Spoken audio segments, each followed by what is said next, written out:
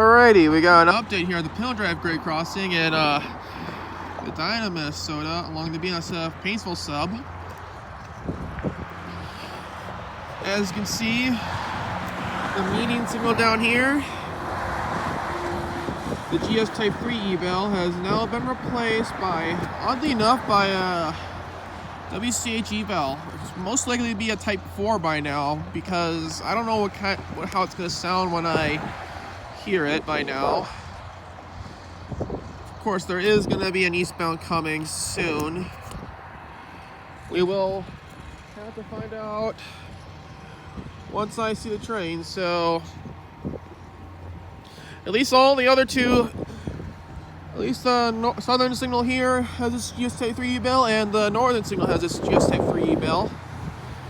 So unfortunately, now we're down to 2 GS Type 3 E Bells at this crossing. Anyways, so this has been the update to Pinto Drive.